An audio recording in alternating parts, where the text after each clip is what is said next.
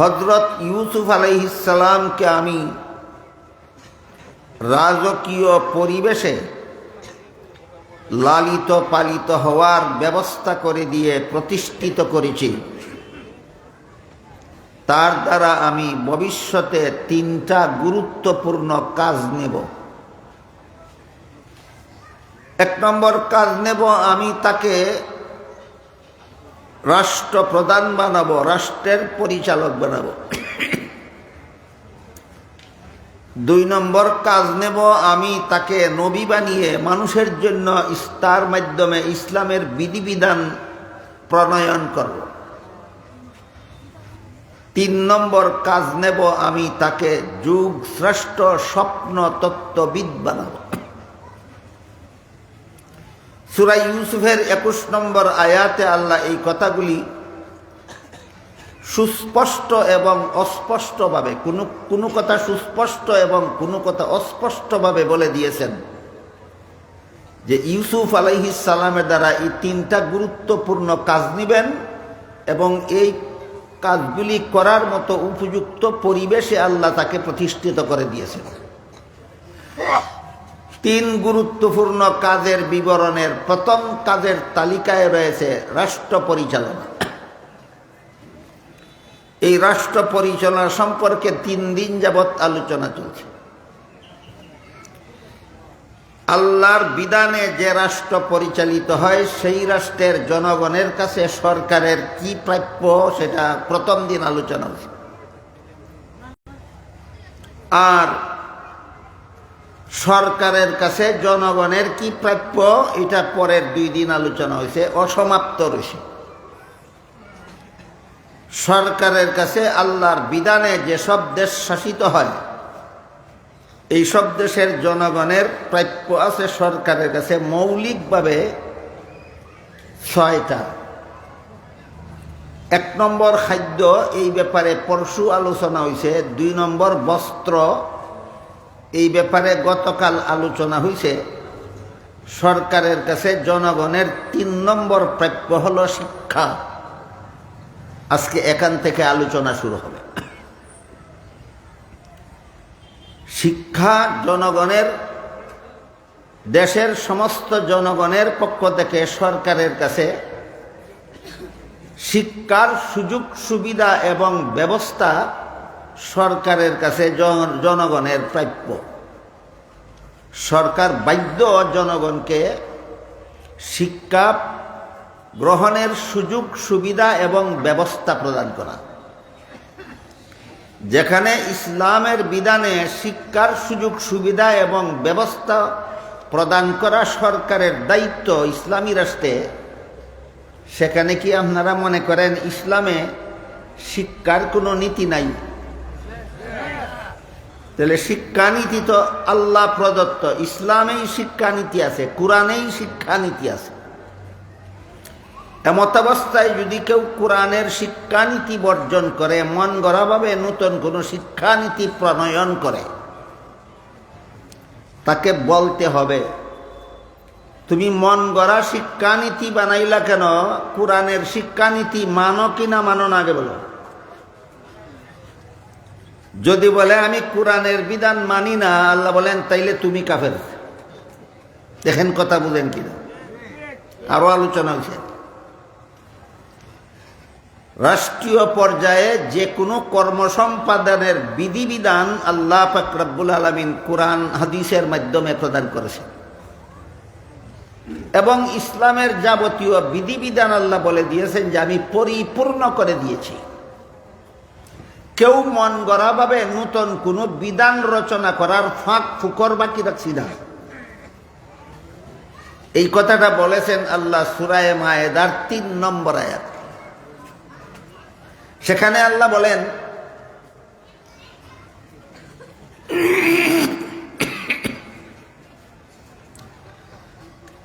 আল-ইয়াউমা আকমালতু লাকুম দীনাকুম ওয়া আতমামতু আলাইকুম নি'মাতি ওয়া রাদিতু লাকুমুল ইসলাম দীনা। এর অর্থ হলো আল্লাহ বলেন আমি তোমাদের জন্য ইসলামের বিধিবিধানকে পরিপূর্ণ করে দিয়েছি।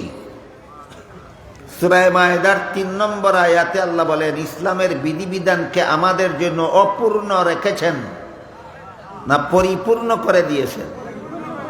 তাহলে শিক্ষানীতি আমরা মন গড়া বানাবো কেন? আল্লাহ তো কোরআনে আমাদের জন্য শিক্ষানীতি দিয়েই দিছেন। কথা বুঝলেন কিনা? এই পরিপূর্ণতার বিস্তারিত ব্যাখ্যার সারমর্ম হল ইসলামের বিধিবিধান মানব জীবনের সব সমস্যার সমাধান। আল্লাহ যে সূরা মায়েদার ৩ নম্বর আয়াতে ঘোষণা দিলেন ইসলামের বিধিবিধানকে পরিপূর্ণ করে দিয়েছেন, এই পরিপূর্ণতার সংক্ষিপ্ত ব্যাখ্যা হল ইসলামের বিধিবিধান মানব জীবনের সব সমস্যার সমাধান। শুধু শিক্ষা ব্যবস্থার কোনো সমাধান ইসলামে নাই, না আছে? যদি আপনারা স্বীকার করেন আছে, তাহলে কেউ যদি কোরআনের শিক্ষানীতি বাস্তবায়ন না করে, মন গড়া কোনো শিক্ষানীতি রচনা করে, তাকে বলতে হবে তুমি কোরআনের শিক্ষানীতি মানো কিনা বলো। যদি মানো তাহলে মন গড়া শিক্ষানীতি বানাইলা কেন? আর যদি বলো যে আমি কোরআনের নীতি মানি না, আল্লাহ পাক রব্বুল আলামিন বলেছেন আমার নাজিলকৃত বিধান যারা মানে না তারা মুমিন মুসলমান নয়, তারা বেঈমান কাফির।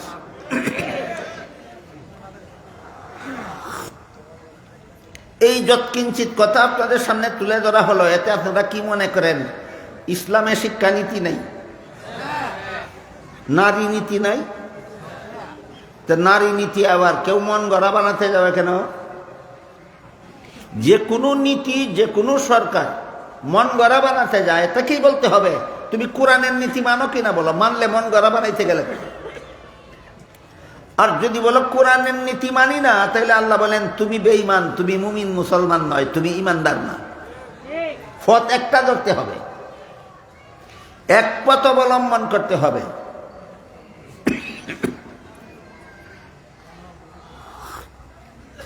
তাই আমাদের কোরআনের শিক্ষানীতি বুঝতে হলে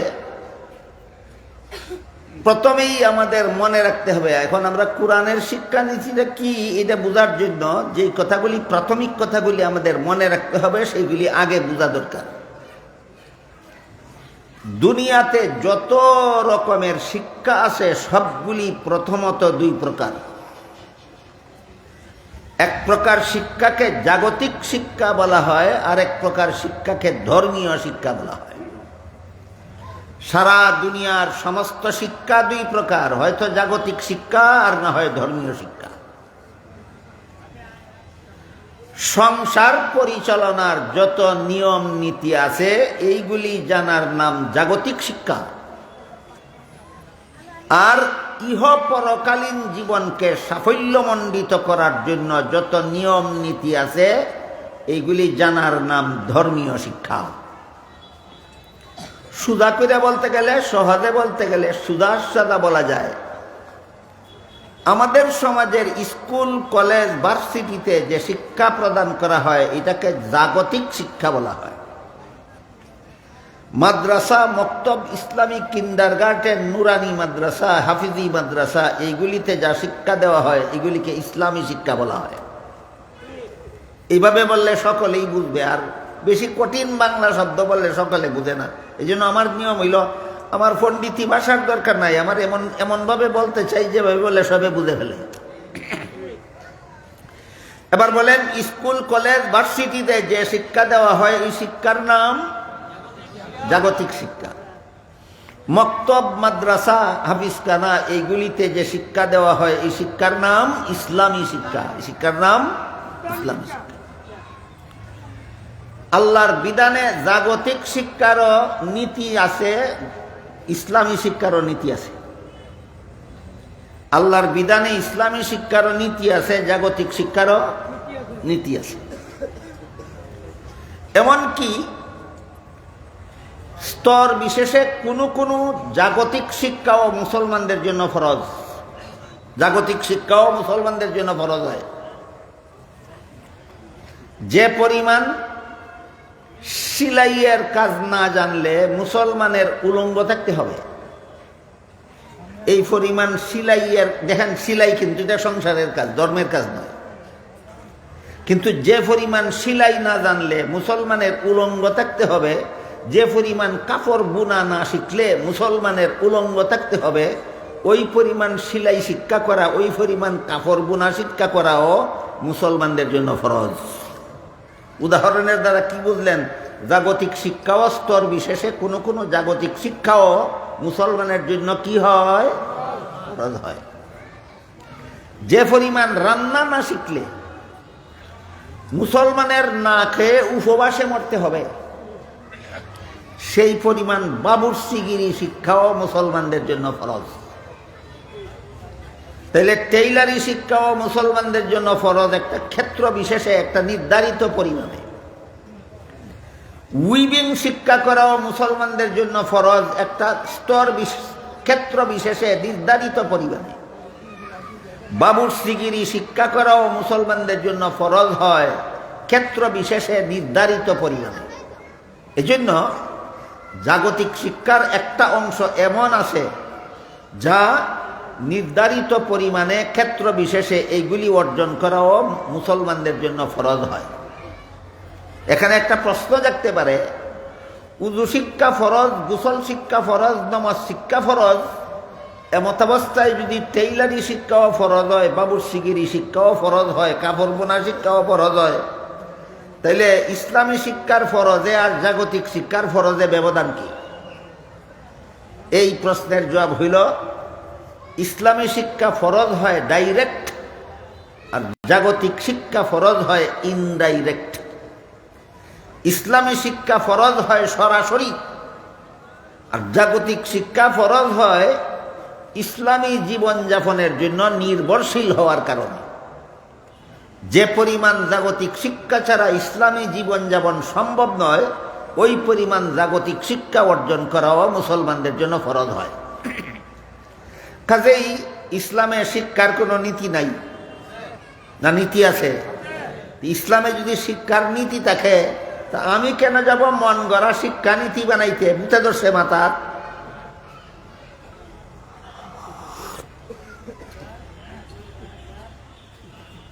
মুফাসসিরিন কেরাম তাফসীরের কিতাবে লিখেছেন, দুই শর্ত সাপেক্ষে স্কুলে পড়া সওয়াবের কাজ, কলেজে পড়া সওয়াবের কাজ, ভার্সিটিতে পড়াও সওয়াবের কাজ।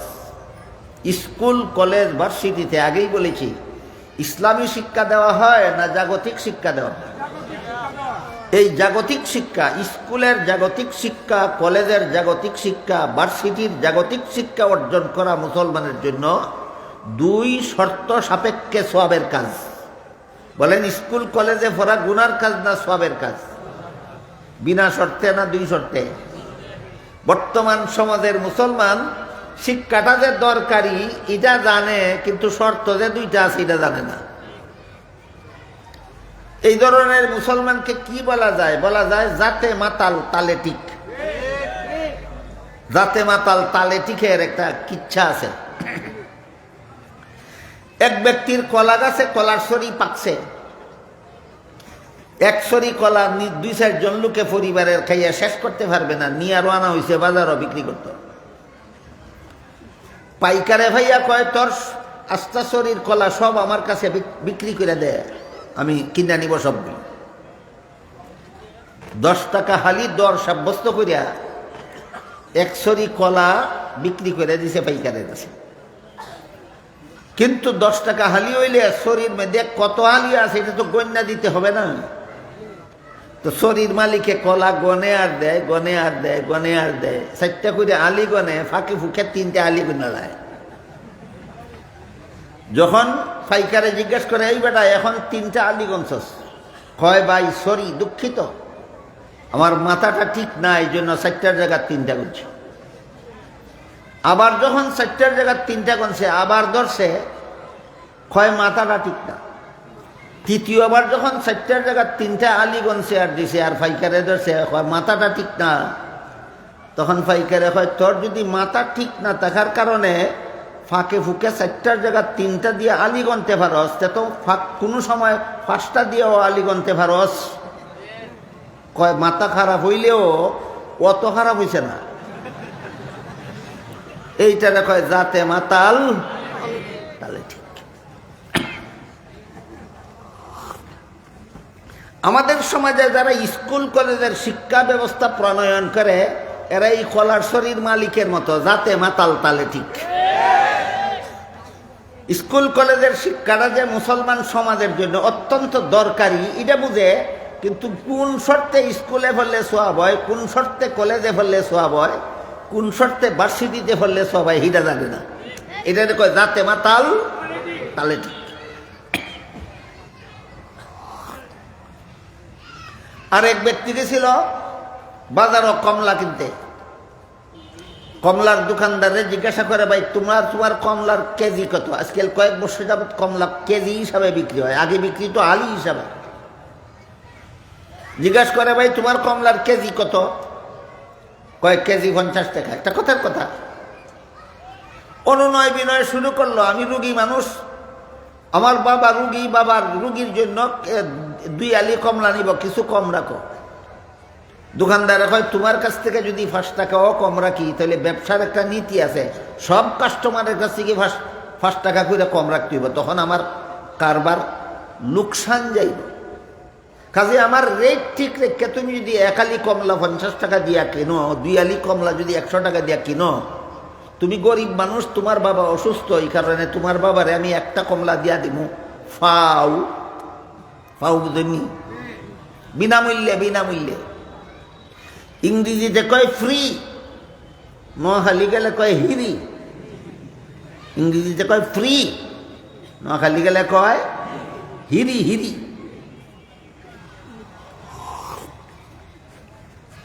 সিলেটের এক লোক গেছিল কোনো অফিসিয়াল কাজে নোয়াখালী, উঠালো খাইছে দুপুরের সময়, খাইয়া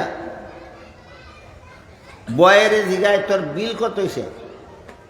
কয় বাত মাছ 50 টিয়া,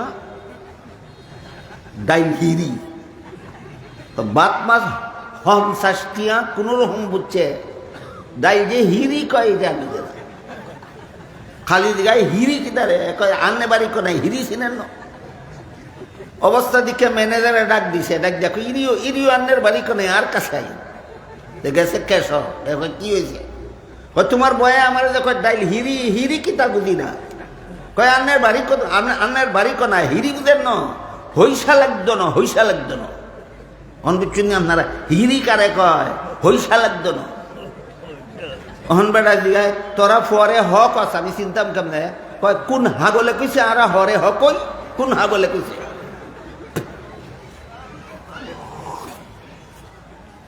তো কমলাওয়ালায় কইল, তুমি যদি 2 আলি কমলা 50 টাকা হালি 100 টাকা মূল্যে আমার কাছ থেকে কিনে নাও, আমার রেটটা যদি ঠিক রাখো, তাহলে তোমার অসুস্থ বাবারে আমি একটা কমলা দিয়া দিব হিরি। তখন বুঝছি বিনা পয়সায় দিয়া দি। কয় জবানে কইস তো? হ্যাঁ জবানে কইছি। কয় ঠিক আছে, তোমার রেট ঠিক আছে, আমি 2 আলি কমলা 100 টাকায় দিয়ে নিব, অন্যদিন হিরি যেটা কইছি এটা আজকে দিলাম। এটা কয় জাতে মাতাল। মুফাসসিরিনে কেরাম তাফসীরের কিতাবে লিখেছেন, স্কুলের পড়া, কলেজের পড়া, ভার্সিটির পড়া সওয়াবের কাজ 2 শর্তে। হে সওয়াবের কাজ জানে, 2 শর্ত জানে না, এটার নামই জাতে মাতাল তালে ঠিক। কিচ্ছা কাহিনী বুঝে থাকলে বলেন, আমাদের সমাজের শিক্ষা ব্যবস্থা প্রণয়নকারীরা সত্যই সচেতন না জাতে মাতাল তালে ঠিক? জাতে মাতাল তালে ঠিক। স্কুলে পড়া অত্যন্ত দরকারি, দেশের জন্য, সমাজের জন্য, রাষ্ট্রের জন্য, অস্বীকার করার কোনো উপায় নেই। স্কুলের পড়া, কলেজের পড়া, ভার্সিটির পড়া দেশের জন্য, দেশের জন্য, সমাজের জন্য, রাষ্ট্রের জন্য অত্যন্ত দরকারি, ইসলামের দৃষ্টিতে সওয়াবের কাজ। কিন্তু শর্ত আছে 2টা, দরকারিও বুঝে, সওয়াবও বুঝে, খালি শর্ত 2টা বুঝে না। এই জাতে মাতাল তালেটিকদের হাতে হইল আমাদের সমাজের শিক্ষা ব্যবস্থা।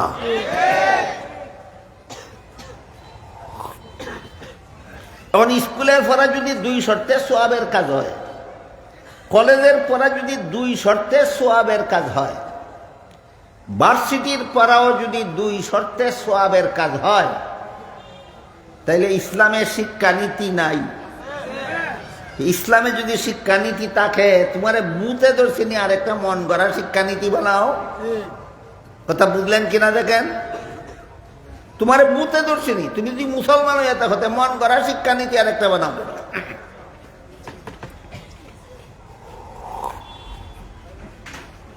আমাদের সমাজে primary school, high school, college, ভার্সিটির সিলেবাস তৈরি করার জন্য যাদের হাতে দায়িত্ব দেওয়া হয়, এরা এমন একটা সিলেবাস তৈরি করে সরকারের হাতে তুলে দেয়, যেই সিলেবাস নিয়ে লেখাপড়া করলে মুসলমানের সন্তান ডক্টর আহমদ শরীফ হতে পারে। যেই সিলেবাস নিয়ে লেখাপড়া করলে মুসলমানের সন্তান তসলিমা নাসরিন হতে পারে। এই শিক্ষা ব্যবস্থা মানুষ গড়ার শিক্ষা ব্যবস্থা নয়। এই শিক্ষা ব্যবস্থা মানুষ গড়ার শিক্ষা ব্যবস্থা নয়। এই শিক্ষা ব্যবস্থা হইল মানুষকে নাস্তিক বানাবার শিক্ষা ব্যবস্থা।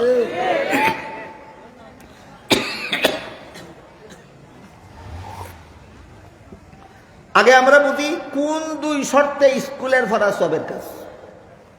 আগে আমরা বোঝার চেষ্টা করি কোন 2 শর্তে কলেজের পড়া সোয়াবের কাজ, কোন 2 শর্তে ভার্সিটির পড়া সোয়াবের কাজ। 1 নম্বর শর্ত হলো তুমি মুসলমানের সন্তান, ছাত্র হও, ছাত্রী হও, ছেলে হও, মেয়ে হও, তুমি মুসলমানের সন্তান। প্রাইমারি স্কুলে পড়ার সময় তোমার মনে রাখতে হবে তুমি মুসলমান, তোমার মুসলমানি বজায় রেখে প্রাইমারি স্কুলে পড়ো। হাই স্কুলে পড়ার সময় তোমার স্মরণ থাকতে হবে তুমি মুসলমান, সুতরাং তোমার মুসলমানি বজায় রেখে হাই স্কুলে পড়ো। কলেজে পড়ার সময় তোমার স্মরণ থাকতে হবে তুমি মুসলমান, কাজেই মুসলমানি বজায় রেখে কলেজে পড়ো।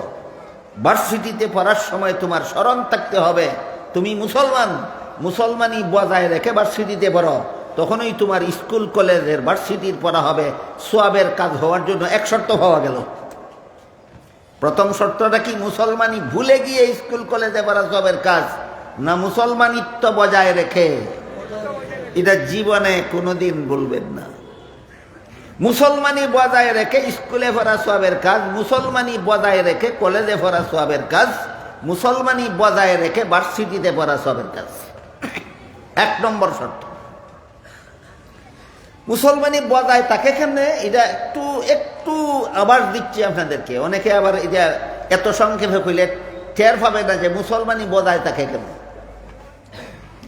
এক হাদিসে রাসূল করিম সাল্লাল্লাহু আলাইহি ওয়াসাল্লাম বলেন, মুরু আওলাদাকুম বিসসালাতি ইযা বালাগু 7 সিনিন ওয়াদরিবুহুম ইযা বালাগু 10 আও কামা ক্বালা আলাইহিস সালাতু ওয়াসসালাম। এর অর্থ হলো, হে আমার উম্মত মুসলমানেরা, তোমাদের সন্তানেরা ছেলে হোক মেয়ে হোক, যখন 7 বৎসরের হয় তখন তাকে নামাজের আদেশ করো। 10 বৎসরের ছেলে মেয়েকে মুসলমান মা বাবারা শাসন করে নামাজি বানাও।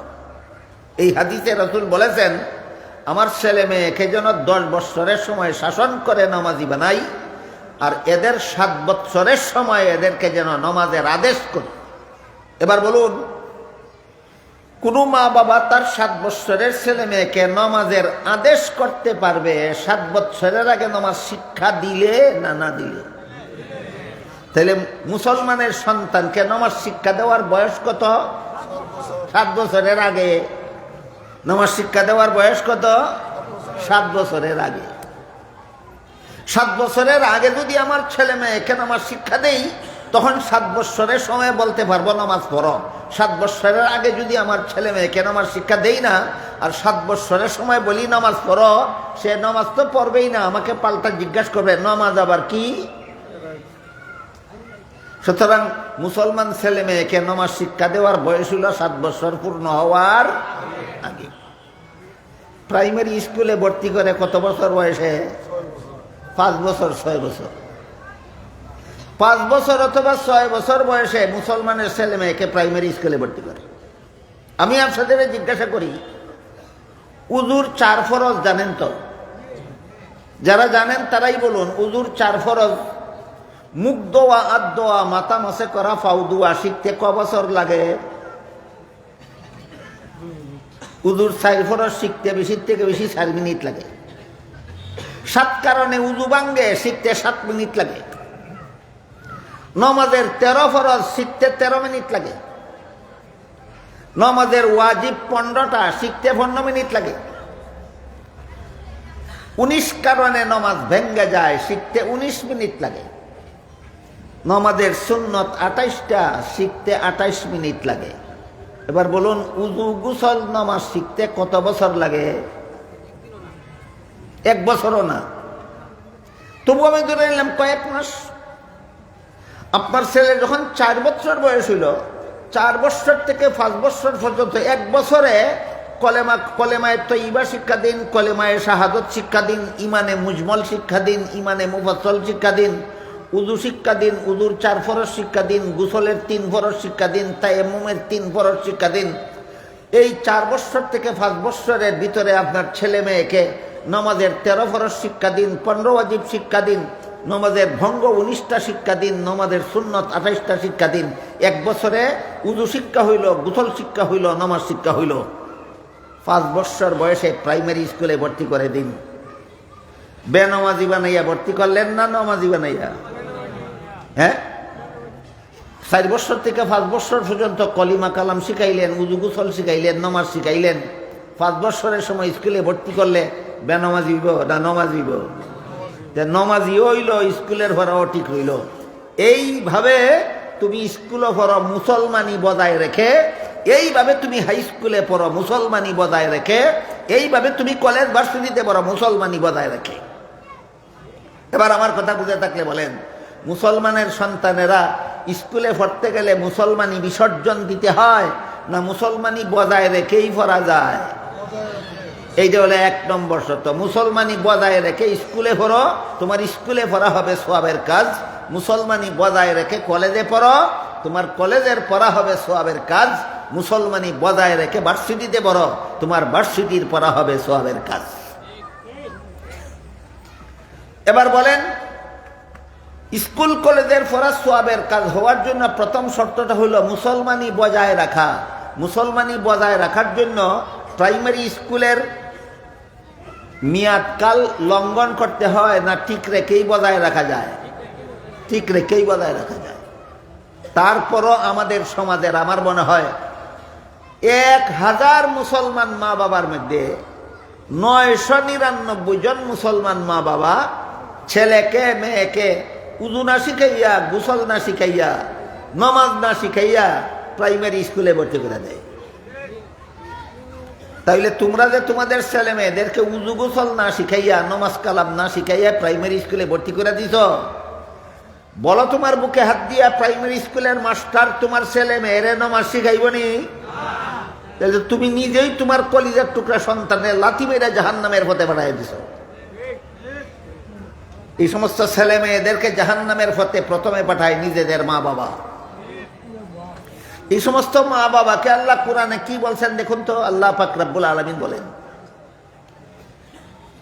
ইয়া আইয়ুহাল্লাযীনা আমানু কু আনফুসাকুম ওয়া আহলিকুম নারান ওয়াকুদুহান নাস ওয়াল হিজারা। হে ঈমানদারগণ, হে মুমিন মুসলমানগণ, তোমরা নিজেরাও জাহান্নাম থেকে বাঁচার পথে চলো, তোমাদের পরিবার পরিজন বিবি বাচ্চা ছেলে মেয়েকেও জাহান্নাম থেকে বাঁচার পথে চালাও। আয়াত বুঝে থাকলে বলেন, আমার ছেলেকে আমার মেয়েকে 7 বছরের আগে নামাজ না শিখাইয়াই প্রাইমারি স্কুলে ভর্তি করে দিলাম। প্রাইমারি স্কুলে মাস্টারেরা আমার ছেলেরা নামাজ শিখাবে না, ভালোভাবেই জানি।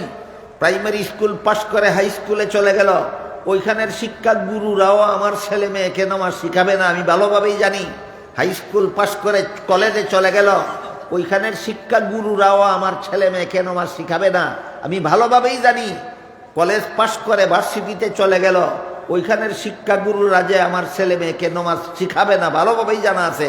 জেনে শুনেও যে সমস্ত মুসলমান মা বাবারা নিজের ছেলে মেয়েদেরকে উজু গোসল না শিখাইয়া, পাক না ফাক না শিখাইয়া, নামাজ কালাম না শিখাইয়া স্কুলে ভর্তি করে দেয় আল্লাহর কোরআনের নির্দেশ মতো, এরাই নিজের সন্তানকে জাহান্নাম থেকে বাঁচায়, না এরাই কলিজার টুকরা সন্তানকে জাহান্নামে পাঠায়? এরাই নিজের কলিজার টুকরা সন্তানকে জাহান্নামে পাঠায়। কাজেই স্কুলে কলেজে ফিরে যে সমস্ত মুসলমান ছেলে মেয়ে বেনমাজি হয়, স্কুল কলেজে ফিরে যে সমস্ত ছেলে মেয়ে বদামল হয়, স্কুল কলেজে লেখাপড়া করে যে সমস্ত ছেলে মেয়ে লম্পট হয়, মস্তান হয়, এদের জীবন ধ্বংস করার জন্য, এদের কপালে কুড়াল মারার জন্য দুই দল মানুষ দায়ী। এক দল হইল, প্রথম দল হইল এদের মা বাবা, প্রথম দল এদের মা বাবা। দ্বিতীয় দল হইল এদের শিক্ষাগুরুরা, দ্বিতীয় দল হইল এদের শিক্ষাগুরুরা। কাজেই যেসব মা বাবা নিজের ছেলে মেয়েকে নমাজি না বানাইয়া স্কুলে কলেজে ভার্সিটিতে পড়াও, কিয়ামতের দিন তোমার নিজের নমাজ তোমাকে জাহান্নাম থেকে বাঁচাতে পারবে না। কলিজার টুকরা সন্তানকে কেন বেনমাজি বানাইয়া আল্লাহ জাহান্নামের লাকড়ি বানাইছো? এই কারণে সন্তানকে বেনমাজি বানাবার কারণে তোমার মতো নমাজি মা বাবাকেও জাহান্নামে যেতে হবে। গেল প্রথম শর্ত, আমার ছেলে মেয়ের জন্য স্কুলে পড়া সোয়াবের কাজ, কলেজে পড়া সোয়াবের কাজ, ভার্সিটিতে পড়া সোয়াবের কাজ। বিনা শর্তে না দুই শর্তে? প্রথম শর্তের নাম মুসলমানি বিসর্জন দিয়ে স্কুলে পড়ো, না বজায় রাখিয়া। মুসলমানি কেমনে বজায় থাকে বুঝলেন কিনা? এইভাবে মুসলমানি বজায় থাকে। কলেমা কালাম শিক্ষা দাও, উজু গোসল শিক্ষা দাও, ফাঁক শিক্ষা দাও, নমাজ শিক্ষা দাও, নমাজি বানাও, প্রাইমারি স্কুলে ভর্তি করো। এগুলি শিখাইতে 1 বছর লাগে না, এগুলি শিখাইতে 1 বছর লাগে না। প্রাইমারি স্কুলে ভর্তি করাবার বয়স হওয়ার আগেই এই সবগুলি শিক্ষা দেওয়া যায়। মা বাবা ইচ্ছা করলে ঘরে বসে বসে নিজেরাই শিখাইতে পারে। নিজেরা না জানলে গৃহশিক্ষক নিয়োগ কইরা 4 বছর থেকে 5 বছরের সন্তানকে 1 বছরে সবগুলি শিক্ষা দিতে পারে। 5 বছর বয়সে প্রাইমারি স্কুলে ভর্তি করাইতে পারে। গেল প্রথম শর্তের ব্যাপার। বুঝে থাকলে বলুন, আমাদের সমাজের 1000-এর মধ্যে 1 জন ছাড়া বাকি 999 জন মুসলমান মা বাবা ছেলে মেয়ের যে স্কুলে পড়ায়, সওয়াব পাওয়ার মতো ব্যবস্থা করে পড়ায়, না জাহান্নামে পাঠাবার মতো ব্যবস্থা করে পাঠায়? জাহান্নামে পাঠাবার মতো ব্যবস্থা করে পাঠায়। শর্ত লঙ্ঘিত। তোমার ছেলে মেয়ের পড়া সওয়াবের কাজ নয়, কোনো সন্দেহ নাই।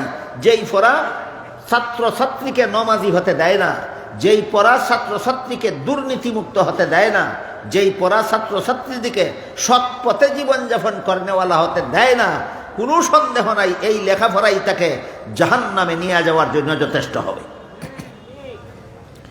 2 নম্বর শর্ত হইল, তুমি কেন স্কুলে পড়বে, তুমি কেন কলেজে পড়বে, কেন তুমি ভার্সিটিতে পড়বে, তোমার উদ্দেশ্য কি বলতে হবে। উদ্দেশ্য কি বলতে হবে?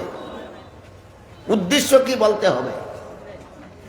কেউ যদি বলে আমি স্কুলে কলেজে ভার্সিটিতে পড়ি, এই পড়ার দ্বারা একটা সরকারি সার্টিফিকেট পাওয়া যাবে, সরকারি সার্টিফিকেট পাইলে আমি সরকারি চাকুরি পাবো, সরকারি চাকুরি পাইলে আমি জীবন ভর বেতন ভাতা এবং পেনশন বুক করতে পারবো। আজকাল বেশিরভাগ ছাত্রছাত্রী স্কুল কলেজ এই উদ্দেশ্যেই পড়ে। আমার জানা মতো আজকাল বেশিরভাগ স্কুল কলেজের ছাত্রছাত্রী এই উদ্দেশ্যেই পড়ে, সরকারি সার্টিফিকেট, সরকারি চাকুরি, সরকারি বেতনের লোভে পড়ে। এই উদ্দেশ্যে যদি কোনো মুসলমানের সন্তান স্কুল কলেজে পড়ে, তাইলে তার উদ্দেশ্যটা হইল সমাজের সেবা না পেটের সেবা? তুমি পেটের সেবার জন্য পড়ো, তোমার সওয়াব হবে কেন? সওয়াব পাইতে হইলে একটা মহান উদ্দেশ্য রাখতে হবে। বিদ্যার মতো এত মহামূল্যবান জিনিস তুমি তুচ্ছ উদ্দেশ্যে অর্জন করতে পারো না। একটা উন্নত মানের উদ্দেশ্য নিয়ে মুসলমানের সন্তান স্কুলে পড়তে হবে, একটা উন্নত মানের উদ্দেশ্য নিয়ে মুসলমানের ছেলে মেয়ে কলেজে পড়তে হবে, একটা উন্নত মানের উদ্দেশ্য নিয়ে মুসলমানের ছেলে মেয়ে কলেজ ভার্সিটিতে পড়তে হবে। সেই উদ্দেশ্যটা কি হবে? মুফাসসিরিনে কেরাম এর এক কথায় জবাব দিয়েছেন, স্কুল কলেজ ভার্সিটিতে পড়া সওয়াবের কাজ হওয়ার 2 নম্বর শর্ত যে উদ্দেশ্য ঠিক করা। উদ্দেশ্যটা কি হবে? এক কথায় তার জবাব হইল, উদ্দেশ্য হবে পেটের সেবা নয়, উদ্দেশ্য হবে সমাজ সেবা। উদ্দেশ্য পেটের সেবা না সমাজ সেবা? সমাজ সেবার উদ্দেশ্য। মুসলমানি বজায় রেখে পড়ো, সমাজ সেবার উদ্দেশ্যে পড়ো। তোমার স্কুলের পড়া সওয়াবের কাজ, তোমার কলেজের পড়া সওয়াবের কাজ, তোমার ভার্সিটির পড়া সওয়াবের কাজ। কাজেই ইসলামে কোনো শিক্ষানীতি নেই। ইসলামে যদি একটা চমৎকার শিক্ষানীতি থাকে, তাহলে আমি ইসলামের শিক্ষানীতি বাদ দিয়া মন গড়া শিক্ষানীতি বানাতে যাব কেন? আমার মাথায় ভূতে না ধরলে। কথা বুঝেন কিনা? আমি নূতন মন গড়া শিক্ষানীতি বানাতে যাব কেন? নিশ্চয়ই মাথায় ভূতে ধরেছে। আল্লামা উবাইদুল্লাহ সিন্দি রহমতুল্লাহি আলাইহি তার ইনকিলাবি তাফসীর নামক কিতাবে লিখেছেন যে সমাজ সেবার উদ্দেশ্যের উদাহরণ কি। তিনি উদাহরণ দিয়েছেন, কয়েকটা উদাহরণ দিয়েছেন বড় চমৎকার। এর মধ্যে একটা উদাহরণ হইল, সারা দুনিয়ার অমুসলিমরা যদি দুনিয়ার মুসলমানদের সাথে এই মর্মে বয়কট করে যে আমাদের আবিষ্কৃত কোনো যন্ত্রপাতি মুসলমানদের কাছে বিক্রি করব না, তাহলে মুসলমানদের আবিষ্কৃত যন্ত্রপাতি যেন মুসলমান সমাজের, মুসলমানের দেশের উন্নতির জন্য যথেষ্ট হয়, ওই রকম যন্ত্রপাতি আবিষ্কার করার উদ্দেশ্যে স্কুল কলেজ ভার্সিটিতে পড়ো, যে যন্ত্রপাতি আবিষ্কার করলে বেদিন কাফিরে বয়কট করলেও তোমাদের আবিষ্কৃত যন্ত্রের দ্বারাই তোমাদের রাষ্ট্রের উন্নতি সাধন হতে পারে। একটা সমাজ সেবার উদ্দেশ্যের একটা উদাহরণ। তিনি আরো লেখেন, দুনিয়ার বেদিন কাফিরেরা যদি মুসলমানদেরকে এই মর্মে বয়কট করে যে আমাদের ডাক্তার দ্বারা কোনো মুসলমান রোগীর চিকিৎসা করতে দেব না, তাহলে মুসলমান ডাক্তাররাই যেন মুসলমান রোগীদের চিকিৎসার জন্য যথেষ্ট হয়। এরকম ডাক্তার বানাবার জন্য মুসলমানের সন্তান মেডিকেল কলেজে পড়ো, তোমার মেডিকেল কলেজের পড়া মাদ্রাসার ছাত্রদের কোরআন হাদিস পড়ার মতো সওয়াব। কথা আমার বুঝে থাকলে বলুন, স্কুলে পড়া গুনাহ, কলেজে পড়া গুনাহ, ভার্সিটিতে পড়া গুনাহ না সওয়াব? বিনা শর্তে না দুই শর্তে? এটাতে জাতে মাতাল তালে ঠিক, সওয়াব মনে রয়েছে আর শর্ত মনে নাই, বিল্লাহ লইছে। এটাতে কয় জাতে মাতাল তালে ঠিক। তিনি আরো লেখেন, বেদিন কাফিরেরা যদি মুসলমানের সাথে এই মর্মে বয়কট করে যে আমাদের আবিষ্কৃত ঔষধ কোনো মুসলমান রোগীর চিকিৎসার জন্য বিক্রি করব না, তখন মুসলমানদের আবিষ্কৃত ঔষধই যেন মুসলমান রোগীর চিকিৎসার জন্য যথেষ্ট হয়। এটা হলো সমাজ সেবার জন্য মেডিকেল কলেজে পড়া, এটা হলো সমাজ সেবার উদ্দেশ্যে মেডিকেল কলেজে পড়া। তিনি আরো লেখেন, বেদিন কাফিরেরা যদি মুসলমানদের সাথে এই মর্মে বয়কট করে যে আমাদের আবিষ্কৃত অস্ত্র কোনো মুসলমানদের দেশে বিক্রি করব না, তাহলে মুসলমানদের আবিষ্কৃত অস্ত্রই যেন যুদ্ধের ময়দানে শত্রুর মোকাবেলা বিজয়ী হওয়ার জন্য যথেষ্ট হয়, এমন অস্ত্র আবিষ্কার করার জন্য তুমি কলেজ ভার্সিটিতে পড়ো, তোমার কলেজের পড়া, ভার্সিটির পড়া মাদ্রাসার ছাত্রদের কোরআন হাদিস পড়ার মতো সওয়াবের কাজ। তাহলে স্কুল কলেজ ভার্সিটির পড়ার দরকার আছে নি? শুধু জায়েজ না সওয়াব আছে? বিনা শর্তে না দুই শর্তে? এখন বলেন দুই শর্তের কোন কোন শর্ত এই জমানার স্কুল কলেজের মুসলমান ছাত্ররা পালন করে? কতজন স্কুল কলেজের ছাত্র মুসলমানই বজায় রেখে স্কুল কলেজে পড়ে? কতজন কলেজ ভার্সিটির ছাত্র কলেজ ভার্সিটিতে পড়ে এমন এমন অস্ত্র আবিষ্কার করতে পেরেছে যেই অস্ত্র দ্বারা আমেরিকার বিশ্ব সন্ত্রাসী আমেরিকার মোকাবেলায় যুদ্ধের ময়দানে বিজয়ী হওয়া যায়? পারছে না। তাইলে উদ্দেশ্য ছিল তোমার মুসলমান জাতিকে দুনিয়াতে প্রতিষ্ঠিত করা, এর জন্য যন্ত্র আবিষ্কারের দরকার, এর জন্য অস্ত্র আবিষ্কারের দরকার, এর জন্য ঔষধ আবিষ্কারের দরকার, এর জন্য ডাক্তার তৈরির দরকার, যার দ্বারা বেদিন কাফিরের মোকাবেলা করতে পারো। এদের মোকাবেলায় দুনিয়াতে তোমাদের দেশটাকে, তোমাদের রাষ্ট্রটাকে প্রতিষ্ঠিত করতে পারো। ওইটাও পারছ না, আর স্কুলে করার কারণে নমাজ বন্দিগিও শিখছ না। তোমার দেখি আমও গেল, ছলাও গেল না, বুঝতে পারেন? আমও গেল, ছলাও গেল। স্কুল কলেজে পড়ার উদ্দেশ্য ছিল তোমার মুসলমান সমাজকে দুনিয়াতে প্রতিষ্ঠা করা। মুসলমান সমাজকে প্রতিষ্ঠা করার মতো না ঔষধ বানাইতে পারছ, না ডাক্তার তৈরি করতে পারছ, না যন্ত্র বানাইতে পারছ, না অস্ত্র বানাইতে পারছ। এরা গেল ছলা, আর না নমাজি হইতে পারছ, এরা গেল আম। তোমার তো স্কুলে ভর্তি গিয়ে আমও গেল, ছলাও গেল। হিসাব নিকাশ মিলে কেউ তোমার স্কুলে কলেজে ভার্সিটিতে পড়ার সার্থকতা কোথায়? কোনো সার্থকতা আছে? নাই। এমন অথর্ব শিক্ষা ব্যবস্থা মুসলমান সমাজে চালু হইল কেন? একমাত্র ইসলামী শিক্ষানীতি বাদ দিয়া মন গড়া শিক্ষানীতি চালু করার কারণে। মুসলমান সমাজের স্কুল কলেজ ভার্সিটিতে পড়তে গিয়ে আমও গেল চলাও গেল কেন? ইসলামী শিক্ষানীতি বাদ দিয়া মন গড়া শিক্ষানীতি বাস্তবায়ন করার কারণে। আগেই বলেছি, মন গড়া শিক্ষানীতি মতে স্কুলে, প্রাইমারি স্কুলের সিলেবাস, হাই স্কুলের সিলেবাস, কলেজ ভার্সিটির সিলেবাস ওই সমস্ত লোকেরা তৈরি করে দেয়, যারা এমন একটা সিলেবাস তৈরি করে দেয় যেই সিলেবাস নিয়ে লেখাপড়া করলে মুসলমানের সন্তান সালমান রুশদি হতে পারে, যেই সিলেবাস নিয়ে লেখাপড়া করলে মুসলমানের সন্তান কবি শামসুর রহমান হতে পারে, ওই সমস্ত সিলেবাস নিয়ে লেখাপড়া করলে মুসলমানের সন্তান লতিফ সিদ্দিকী হতে পারে, এই সমস্ত সিলেবাস নিয়ে লেখাপড়া করলে মুসলমানের সন্তান ডক্টর আহমদ শরীফ হতে পারে, এই সিলেবাস নিয়ে লেখাপড়া করলে মুসলমানের সন্তান তসলিমা নাসরিন হতে পারে। এমন নাস্তিক্যবাদী শিক্ষা ব্যবস্থা চালু করার কারণে মুসলমান ছাত্রছাত্রীদের লেখাপড়া করিয়া আমজায় চলাও যায়, আমজায় চলাও যায়। যে স্কুল কলেজের পড়া ছিল সোয়াবের কাজ, সেই স্কুল কলেজে ফিরিয়া সব তো পাইলামই না, নমাজি তো ওইলামই না, বিশ্বের বুকে নিজের দেশটাকে, নিজের রাষ্ট্রটাকে প্রতিষ্ঠাও করতে পারলাম না, আমও গেল চলাও গেল একমাত্র মন গড়া শিক্ষা ব্যবস্থার কারণে, মন গড়া শিক্ষানীতির কারণে। কি শিক্ষানীতির কারণে? মন গড়া শিক্ষানীতির কারণে।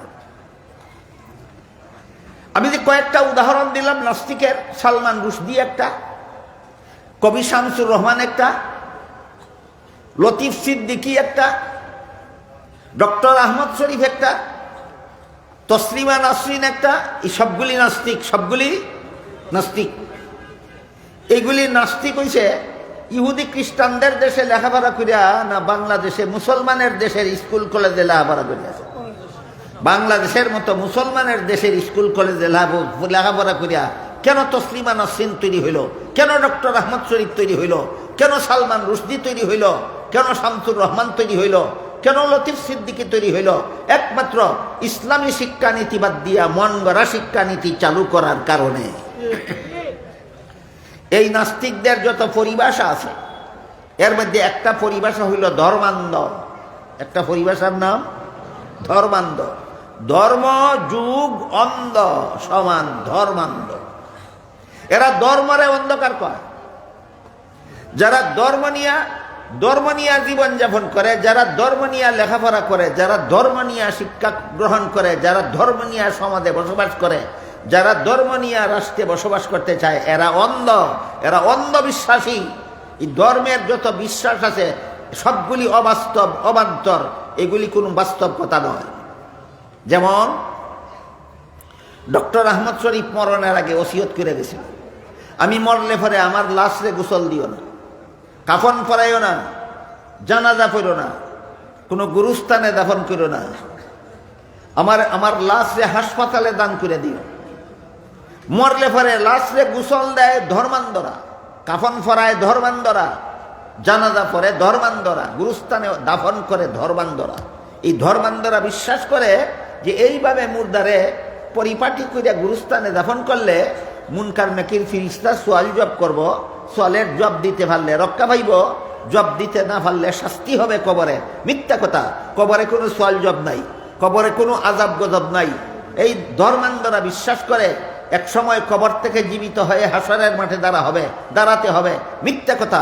হাসন নসর বলতে কোনো কিছু নাই, হিসাব নিকাশ বলতে কোনো কিছু নাই, পরকাল বলতে কিছু নাই, জান্নাত জাহান্নাম বলতে কিছু নাই, আল্লাহ বিল্লাহ বলতে কিছু নাই। খামোখাম আমার লাশকে এইভাবে কবরে দাফন করার কোনো যুক্তি নাই, কাজে আমার লাশকে কবরে দাফন করুন।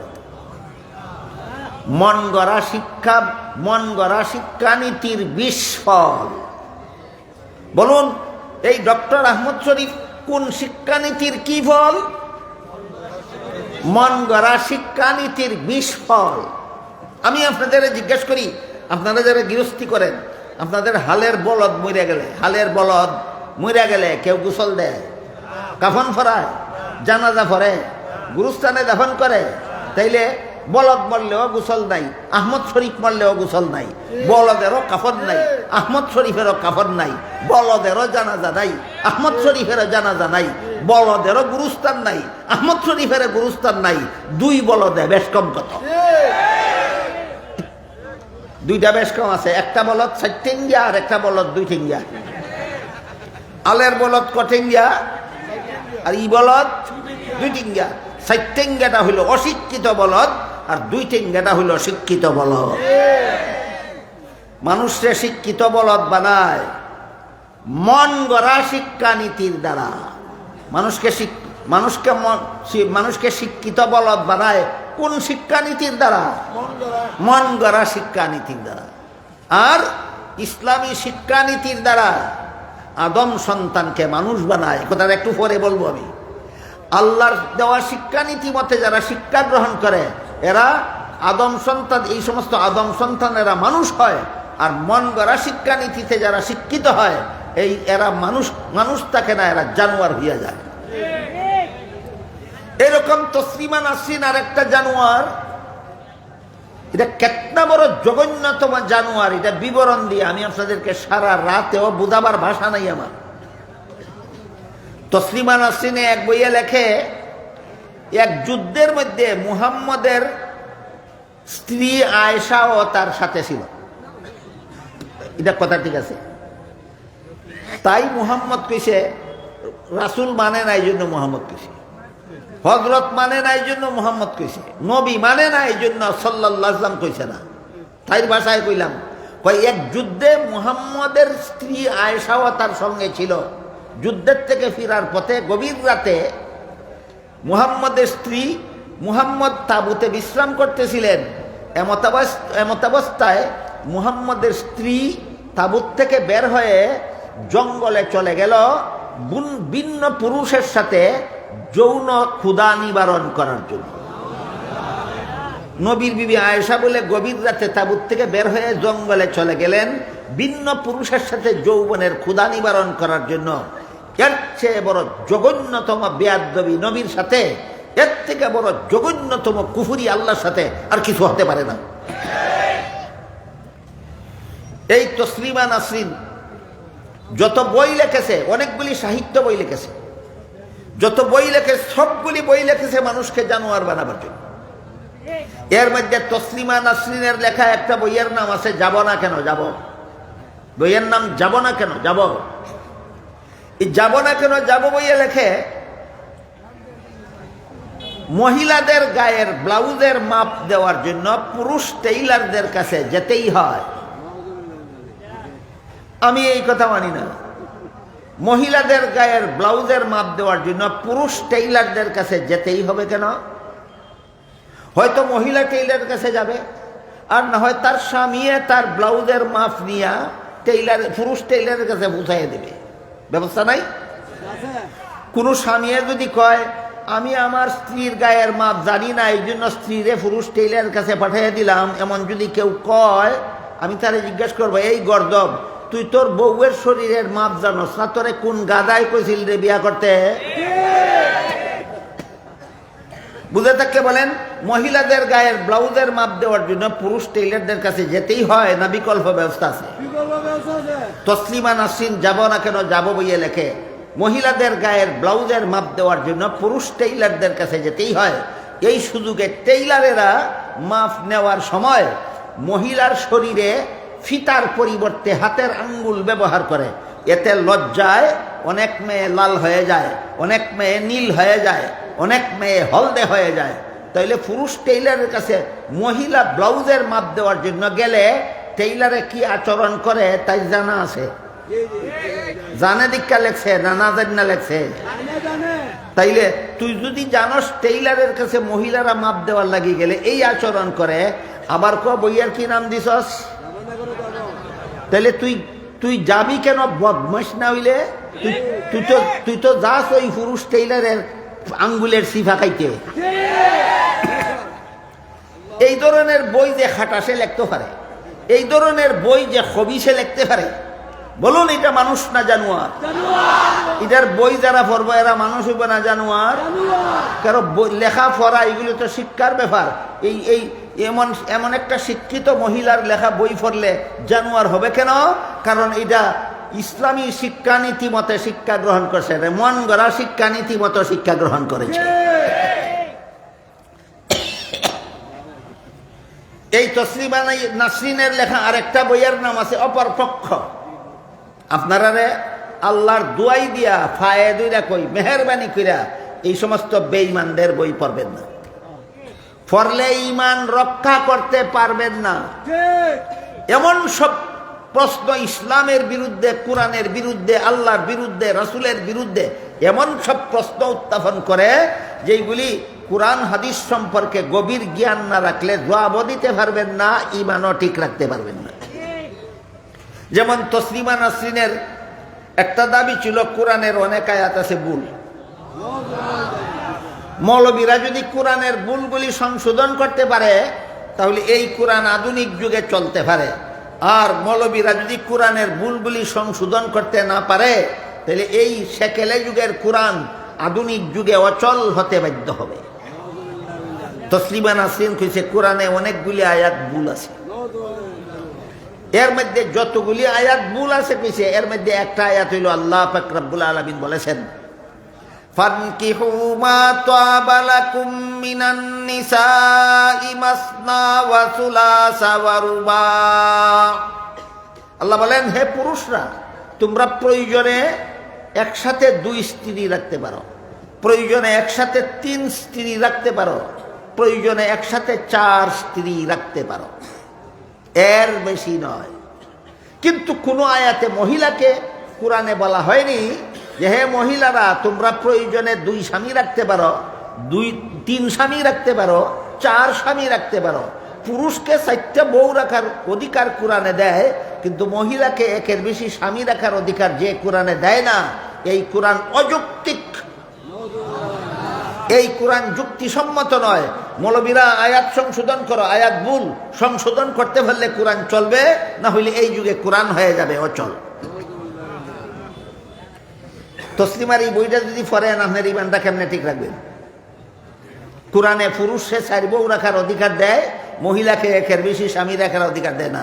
পুরুষে অধিকার বেশি দিল, মহিলাকে অধিকার থেকে বঞ্চিত করলো। কি জব দিবেন? জব দিতে পারবেন না, ঈমানও রক্ষা করতে পারবেন না। এই জন্য বলছি পায়ে দুই রাখই, আল্লাহর দোয়াই দেখই আপনারা এই বইগুলি পড়বেন না।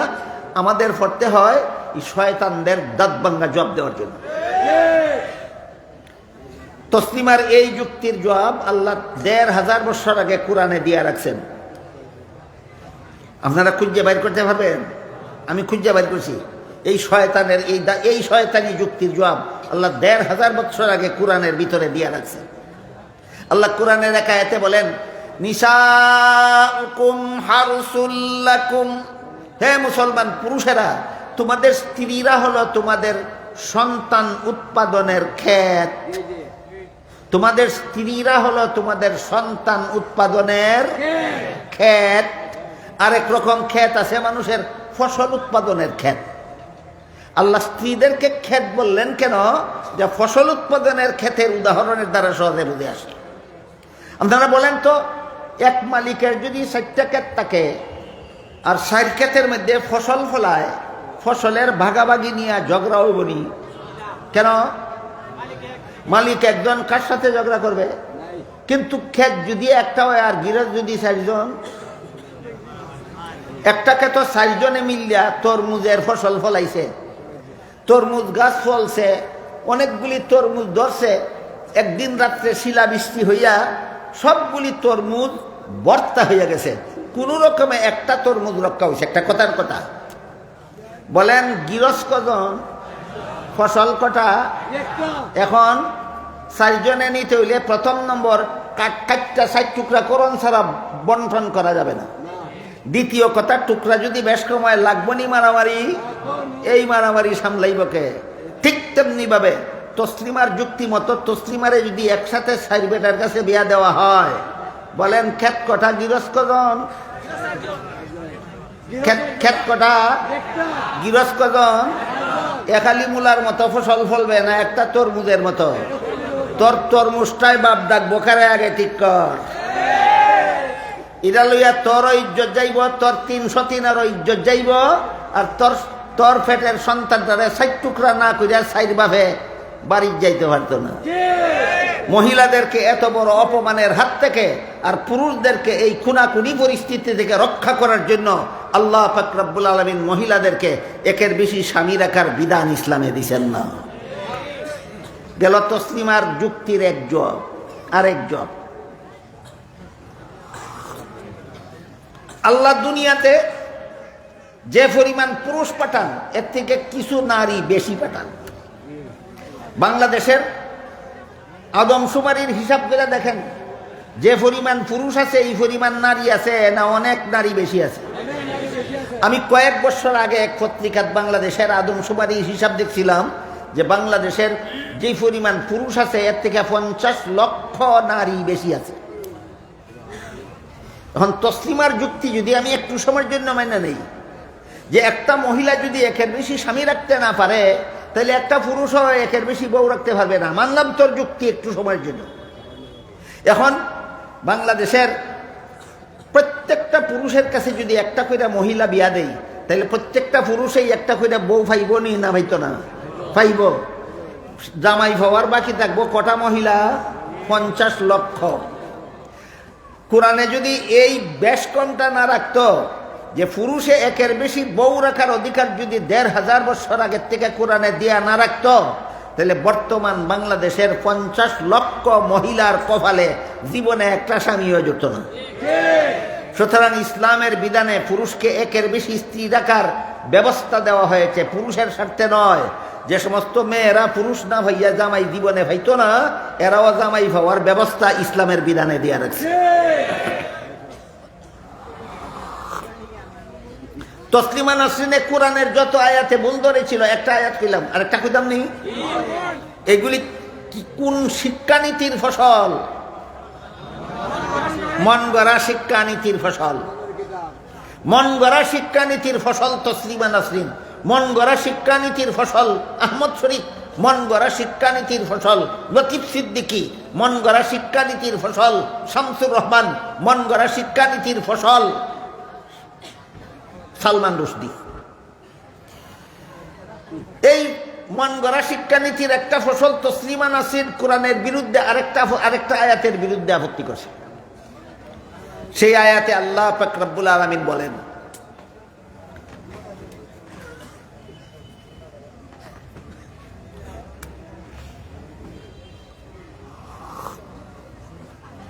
ওয়ালিযাকারি মিসলু হাজ্জিল উনসায়াইন।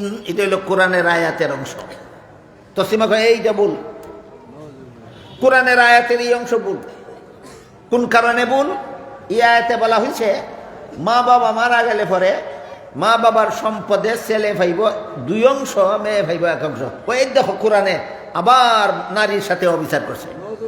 বিয়ার বেলায় একটা অবিচার করছে, মা বাবার সম্পত্তি পাওয়ার বেলায় আরেকটা অবিচার করছে। কাজে কোরআনের বিয়ার আয়াত ভুল, সম্পদ বন্টনের আয়াত ভুল। কোরআনের এই বিধানটা কি আপনারা জীবনে আরো শুনেছেন কোনোদিন? যে মা বাবা মারা গেলে পরে মা বাবার সম্পদে ছেলে ভাই 2 অংশ, মেয়ে ভাই 1 অংশ। এই বিধান দিয়েছেন আল্লাহ সূরা নিসার 11 নম্বর আয়াত। সূরা নিসার 11 নম্বর আয়াত। তসলিমা কয় আয়াত ভুল। এখানে নারীদের সাথে অবিচার করা উচিত। মেয়েরে যদি 1 অংশ দাও তাহলে ছেলেরাও 1 অংশ দিতে হবে, ছেলের যদি 2 অংশ দাও তাহলে মেয়েরাও 2 অংশ দিতে হবে। কারণ ছেলে মেয়ে উভয়ই একই মা বাবার সন্তান।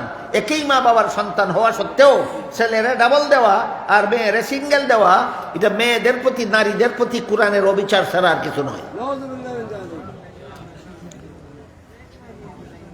এই দাবিটা উঠাইছে নারী পুরুষের সমান অধিকারের নামে। কিসের নামে? সমান অধিকারের নামে। আমি হয়তো অন্য বছর আপনাদেরকে বলেছি, আজকে এই কথাটা বলতে গেলে আমার মূল আলোচনায় ফিরে যাওয়া, এই 7 দিনে ফিরে যাওয়া যেত না। এই জন্য আজকে এই সমান অধিকারের আলোচনা করবো না, শুধু তসলিমা যে কথাটা উঠাইছে সমান অধিকারের নামে এটা করলাম। নারী ছেলে মেয়ে উভয়ের সমান অধিকার। কাজেই মা বাবার সম্পত্তিতে ছেলেকে যে পরিমাণ দেওয়া হয় মেয়েকে সেই পরিমাণ দিতে হবে। এখন তসলিমার এই শয়তানি যুক্তির জবাবটা বুঝুন। ইসলামী শিক্ষা ব্যবস্থায়, ইসলামের শিক্ষানীতিতে কোনো বাবার ঘরে ছেলে জন্ম হইলে এই ছেলেকে লালন পালন করা বাবার দায়িত্ব হয়। কতদিন? ছেলে নাবালক থাকবে যতদিন। ছেলে যখন থেকে সাবালক হয় তখন এই ছেলেকে লালন পালন করা বাবার দায়িত্ব নয়। কোনো বাবা যদি সাবালক ছেলেকে লালন পালন করে, এটা হবে ছেলের প্রতি বাবার দয়া। কিন্তু এই বাবার ঘরেই যদি কোনো মেয়ে সন্তান জন্ম হয়, সাবালক নাবালক প্রশ্ন নাই, যতদিন পর্যন্ত মেয়ের বিয়ে না হবে ততদিন পর্যন্ত মেয়েকে লালন পালন করা বাবার দায়িত্ব। এখান থেকে ছেলের জীবনের খরচ কটা আর মেয়ের জীবনের খরচ কটা, এটা বুঝলেই তসলিমা নাসরিনের শয়তানি যুক্তির ভুল কোথায় পরিষ্কারভাবে বুঝে ফেলবেন। ইসলামের বিধানে ছেলের জীবনে খরচের খাত আছে তিনটা। 1 নম্বর, সাবালক হওয়ার পর থেকে নিজের জীবনের ভরণ পোষণ। 2 নম্বর, বিয়ে করার পর থেকে বউয়ের ভরণ পোষণ। 3 নম্বর, সন্তান জন্ম হওয়ার পর থেকে সন্তানের ভরণ পোষণ। আমার কথা বুঝে থাকলে বলুন, ছেলের জীবনে ইসলামের বিধানে ছেলের জীবনে খরচের খাত আছে কটা? 3টা। অংশ পাইছে কটা? 2টা। খরচ আছে 3টা, অংশ পাইছে 2টা। স্মরণ রাখি। পক্ষান্তরে মেয়ের জীবনে বিয়ার আগ পর্যন্ত লালন পালনের দায়িত্ব বাবার, বিয়ার পর থেকে মরণ পর্যন্ত লালন পালনের দায়িত্ব স্বামীর। কাজেই মেয়ের জীবনে নিজের লালন পালনের দায়িত্ব নাই, স্বামী ফেলার দায়িত্ব নাই, সন্তান ফেলার দায়িত্ব নাই। খরচ দায়ী একটাও, অংশ পাইছে একটা। এবার বলেন, 3 খরচ হলার 2 অংশ পাইলে বেশি পায় না নাই খরচ হলার 1 অংশই অনেক বেশি? জাতে মাতাল তালে টিকের দলে অত কথা বুঝে না, খালি বুঝে 1 থেকে 2 বেশি। কি পরিমাণ যে এদের গান্দা ফসা মস্তকে কি পরিমাণ জ্ঞান যে বহন করে, এটা আপনাদেরকে বুঝাবার জন্য একটা কাহিনী কই, শোনেন, গল্প কই। একটা লোক ছিল গণ্ড মূর্খ, লেখাপড়া তো জানেই না, দস্তখত জানে না। নিজের ছেলেরা দিছে স্কুলে লেখাপড়া করত। ছেলেরা অত্যন্ত মেধাবী ছিল। একাধারে 10 বছর স্কুলে লেখাপড়া করিয়া এসএসসি পরীক্ষা দিয়া ফার্স্ট ডিভিশন, ফার্স্ট বয় হইয়া পাশ করলো। আপনারা যারা এই শব্দগুলি বুঝেন তারা বলুন, ফার্স্ট ডিভিশন ফার্স্ট বয় হইয়া যদি পাশ করে তাহলে রুল নম্বর কত হয়? রুল নম্বর 1। বাপ শিক্ষিত না মূর্খ? বাপে কিন্তু রুল নম্বর 1 হইলে বেশি নম্বর পায় না রুল নম্বর 10 হইলে বেশি নম্বর পায়? অত কথা বুঝে না, খালি বুঝে 1 থেকে 10 বেশি। ফল ঘোষণার পরে বাপে, মূর্খ বাপে এসএসসি ফার্স্ট পরীক্ষারে জিজ্ঞাসা করে, পরীক্ষা যে দিতে ফাঁস করছস? কয় ফাঁস করছি। কত নম্বরে? কয় 1 নম্বরে। কয় সর্বনাশ করছস? ছেলে কয় কি সর্বনাশ করছি? কয় ফাঁসের বাড়ি ছেলেটা তোর সাথে পরীক্ষা দিয়া দি 10 নম্বরে ফাঁস করলো, তুই অত কম নম্বরে ফাঁস করলে কেন? এই অশিক্ষিত গাদারায় যেমন বুঝে না 10 নম্বরে ফাঁস করলে নম্বর বেশি পায় না 1 নম্বরে ফাঁস করলে নম্বর বেশি পায়, অশিক্ষিত গাদারায় যেমন বুঝে না, ঠিক তেমনি ভাবে শিক্ষিত গাদিটায়ও বুঝে না ছেলে 2 অংশ পাইলে বেশি পায় না 1 অংশ পাইলে বেশি পায়। এত বড় গণ্ড মূর্খ শিক্ষিতরা কেন হয়? কারণ এদের শিক্ষানীতিটা মন গড়া, এটা ইসলামী শিক্ষানীতি নয়। আজকে অনেক সময় আপনাদের নষ্ট করে ফেলেছি শুধু 2টা শিক্ষানীতির পার্থক্য বোঝাবার জন্য। যেহেতু ইসলামী বিধানে শাসিত দেশের সমস্ত নাগরিকের অধিকার আছে সরকারের কাছে শিক্ষা ব্যবস্থা পাওয়া, কাজেই সরকারে কোন শিক্ষানীতি মতো আপনাদেরকে শিক্ষা ব্যবস্থা দিবে? মন গড়া শিক্ষানীতি মতো না ইসলামী শিক্ষানীতি মতো? এবার ইসলামী শিক্ষানীতির আরেকটা মূল কথা আপনাদেরকে বোঝাতে চাই। পরিষ্কারভাবে বুঝতে হবে বাংলাদেশের 17 কোটি মুসলমানদের যে মন গড়া শিক্ষানীতি আর ইসলামী শিক্ষানীতির পার্থক্যটা কোথায়। আল্লাহ পাক রব্বুল আলামিন পবিত্র কোরআনের সূরা রহমানের শুরুতে 3 আয়াতে 3টা কথা বলছেন। 1 নম্বর আর রহমান, এটা 1 আয়াত, এর অর্থ হইল দয়াল আল্লাহ। 2 নম্বর আয়াত হইল আল্লামাল কুরআন, এর অর্থ হইল কোরআন শিক্ষা দিয়েছেন। 3 নম্বর আয়াত হইল খালাকাল ইনসান, এর অর্থ হইল মানুষ সৃষ্টি করেছেন। আর রহমান আল্লামাল কুরআন খালাকাল ইনসান, দয়াল আল্লাহ কোরআন শিক্ষা দিয়েছেন, মানুষ সৃষ্টি করেছেন। এখানে গ্রামারগত কিছু মজা আছে, যদি আপনারা বলেন শুনবেন তাইলে বলবো। আজকের বিষয়টা যদি আজকে শেষ না হয়, বাকি অসমাপ্ত বিষয় আগামীকাল বলবো, ঠিক আছে? এখানে মুফাসসিরিনে কেরাম একটা প্রশ্ন উত্থাপন করেছেন যে সূরা রহমানের প্রথম আয়াত যে আর রহমান, এটা তো উল্লেখযোগ্য একটা শব্দ দিয়ে তো কোনো কমপ্লিট সেন্টেন্স হয় না, পরিপূর্ণ বাক্য হয় না। তাহলে এক শব্দ দিয়া যেখানে পরিপূর্ণ বাক্য হয় না, এখানে এক শব্দ দিয়ে আল্লাহ পূর্ণ একটা আয়াত বানাইলেন কেমনে? এটা কেমনে হইল? এই প্রশ্নের জবাব দিতে গিয়ে মুফাসসিরিনে কেরাম লিখেছেন যে গ্রামারের সূত্র মতো যে বাক্যের প্রথম অংশ বিশেষ্য হয়, নাউন হয়, এই বাক্যকে আরবি গ্রামারের পরিভাষায় জুমলায়ে ইসমিয়া কয়। এমন বাক্য যে বাক্যের প্রথম অংশ বিশেষ্য, এই বাক্যের প্রথম অংশ বিশেষ্য, এটার একটা পারিভাষিক নাম আছে, এটা হইল উদ্দেশ্য। আর বাক্যের দ্বিতীয় অংশটারে বলে বিদায়। যেমন করিম খায়, করিম শব্দটা বিশেষ্য কিনা? বিশেষ্য। খায় শব্দের সাথে মিলিত হয়ে একটা বাক্য হয়েছে। এই ধরনের বাক্যের ব্যাকরণের ভাষায় প্রথম অংশটারে কয় উদ্দেশ্য, দ্বিতীয়টারে কয় বিদায়। যে বাংলা ব্যাকরণের ভাষায়। আরবি ব্যাকরণের ভাষায় এই বাক্যের প্রথম অংশটারে কয় মুক্তাদা, দ্বিতীয় অংশটারে কয় খবর। ইংলিশ গ্রামারের পরিভাষায় এমন বাক্যের প্রথম অংশকে বলে সাবজেক্ট, আর দ্বিতীয় অংশকে বলে প্রেডিকেট। কাজে আপনারা যে ভাষার ব্যাকরণ বুঝেন, সেই ভাষার বুঝার জন্য আমি 3 ভাষার উদাহরণ দিচ্ছি, শুনুন। মুফাসসিরিনে কেরাম লেখেন আরবি ব্যাকরণের পরিভাষায় আর রহমান শব্দটাকে আল্লাহ মুক্তাদা সাব্যস্ত করেছেন। পরবর্তী আয়াতকে খবরে আউয়াল, তারপরের আয়াতকে খবরে সানি, তারপর আয়াতকে খবরে সালিস, তারপর আয়াতকে খবরে রাবে, তারপর আয়াতকে খবরে খামিস। এইভাবে প্রতিটি আয়াতকে এক একটা খবর সাব্যস্ত করে, সবগুলি খবরের জন্য একটি মাত্র মুক্তাদা সাব্যস্ত করে। প্রতিটি আয়াতে আয়াতে আল্লাহ এই সূরার শুরু থেকে শেষ পর্যন্ত প্রতিটি আয়াতে আয়াতে শুধুমাত্র রহমানের পরিচয় দিয়েছে। এখন যারা বাংলা ব্যাকরণ বুঝেন তাদের পরিভাষায় করি, আল্লাহ আর রহমান শব্দটাকে উদ্দেশ্য সাব্যস্ত করেছেন। পরের আয়াত প্রথম বিদায়, তারপরের আয়াত দ্বিতীয় বিদায়, তারপরের আয়াত তৃতীয় বিদায়, তারপরের আয়াত চতুর্থ বিদায়, তারপরের আয়াত পঞ্চম বিদায়। এইভাবে সূরার শেষ আয়াত পর্যন্ত প্রত্যেকটা আয়াতকে এক একটা বিদায় সাব্যস্ত করে, আর সবগুলি বিদায়ের জন্য একটা মাত্র উদ্দেশ্য সাব্যস্ত করে। এই পদ্ধতিতে আল্লাহ সূরার শুরু থেকে শেষ পর্যন্ত শুধুমাত্র রহমানের পরিচয় দিয়েছে। এবার যারা ইংলিশ গ্রামার বুঝেন তাদের পরিভাষায় কই, আর রহমান শব্দটাকে আল্লাহ সাবজেক্ট সাব্যস্ত করেছেন। পরবর্তী আয়াতকে সাব্যস্ত করেছেন ফার্স্ট প্রেডিকেট, তারপরের আয়াত সেকেন্ড প্রেডিকেট, তারপরের আয়াত থার্ড প্রেডিকেট, তারপরের আয়াত ফোর্থ প্রেডিকেট, তারপরের আয়াত ফিফথ প্রেডিকেট।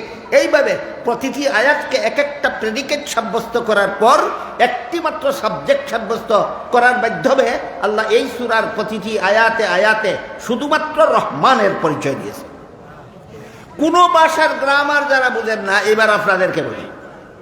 আল্লাহ বললেন আর রহমানু আল্লামাল কুরআন খালাকাল ইনসান। এর অর্থ হইল রহমানকে কোরআন শিক্ষা দিয়েছেন যিনি, রহমানকে মানুষ সৃষ্টি করেছেন যিনি, রহমানকে মানুষকে বাকশক্তি দান করেছেন যিনি। এই আয়াতগুলির ধারাবাহিকতার দিকে লক্ষ্য করে বলুন, প্রত্যেকটা আয়াতে আয়াতে কার পরিচয় দেওয়া হইল? রহমানের পরিচয় দেওয়া হয়েছে। প্রত্যেকটা আয়াতে আয়াতে আয়াতে রহমানের পরিচয় দেওয়া হয়েছে। এই সূরার ভিতরে আল্লাহর অগণিত রহমত এবং নিয়ামতের বিবরণ দিয়েছেন। এর মধ্যে সর্বশ্রেষ্ঠ সর্বপ্রথম নিয়ামত হইল মানব জাতির প্রতি আল্লাহর কোরআন শিক্ষা। এই জন্য বলেন আর রহমানু আল্লামাল কোরআন। সবচেয়ে বড় নিয়ামত মানব জাতির প্রতি আল্লাহ প্রদত্ত কোরআনের শিক্ষা হইল মানুষের জন্য সবচেয়ে বড় নিয়ামত। প্রশ্ন জাগে, কোরআন শিক্ষা সবচেয়ে বড় নিয়ামত হইল কিভাবে? আল্লাহ জবাবে বলেন খালাকাল ইনসান। কোরআন শিক্ষার ছোঁয়া যদি তোমার অন্তরে লাগে তবেই তুমি মানুষ।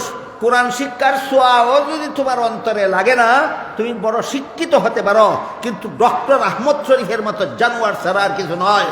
তুমি শিক্ষিত হতে পারো, তসলিমার মতো জানোয়ার ছাড়া আর কিছু নয়।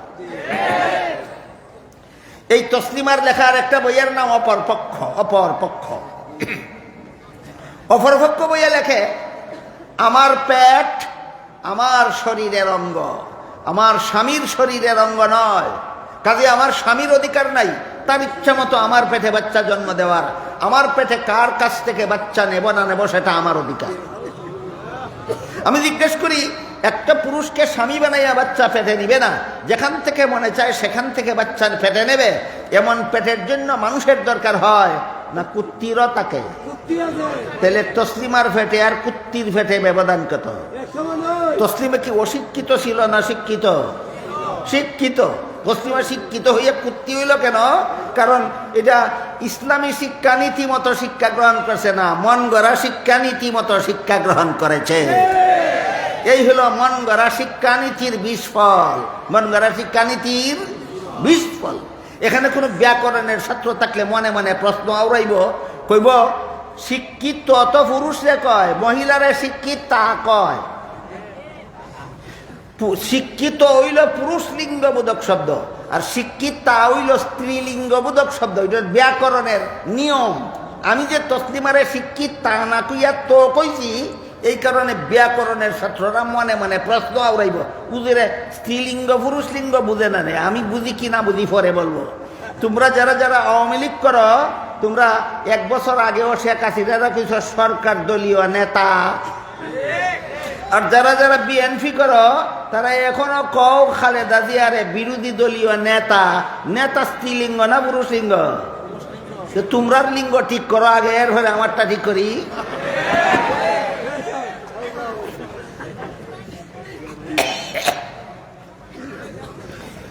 ডক্টর আহমদ শরীফও শিক্ষিত ছিল, তসলিমা নাসরিনও শিক্ষিত ছিল। এরা মানুষ না জানোয়ার? কেন জানোয়ার? এরা শিক্ষিত হইয়া জানোয়ার কেন? একমাত্র কারণ এরা কোরআন শিক্ষার পরশ লাগেনি তাদের অন্তরে। কোরআন শিক্ষার পরশ লাগেনি যাদের অন্তরে, এরা ডক্টর আহমদ শরীফের মতো শিক্ষিত জানোয়ার না হয়ে পারে না, তসলিমা নাসরিনের মতো শিক্ষিত জানোয়ার না হয়ে পারে না। এটা বুঝাবার জন্য আল্লাহ কোরআন শিক্ষার কথা আগে বলেছেন, মানুষ বানাবার কথা পরে বলেছেন। মর্ম দাঁড়ালো, দয়াল আল্লাহ আগে তোমাদেরকে কোরআন শিক্ষার পরশে পরশিত করেছেন, তারপরে তোমাদেরকে মানুষ হিসাবে স্বীকৃতি দান করেছেন। সুতরাং যারা কোরআন শিক্ষায় শিক্ষিত না, আর যাদের অন্তর কোরআন শিক্ষার আলোতে আলোকিতও না, এরা যত বড় শিক্ষিত হবে ডক্টর আহমদ শরীফের মতো আর তসলিমা নাসরিনের মতো তত বড় জানোয়ার হতে বাধ্য। এখানে একটা প্রশ্ন আপনাদের মনে জাগতে পারে যে আমাদের সমাজের যে সমস্ত মুসলমান ছাত্র ছাত্রীরা স্কুল কলেজ ভার্সিটিতে পড়ে, সাবধান, আমি প্রশ্ন করব, আমি জবাব দিব, কেউ জবাব দিবেন না। সব প্রশ্নের জবাব যদি আপনারা জানেন তাহলে আমি আসলাম কেন এখানে? কেউ জবাব দিবেন না, প্রশ্ন আমি বলবো, আমি জবাব দিব।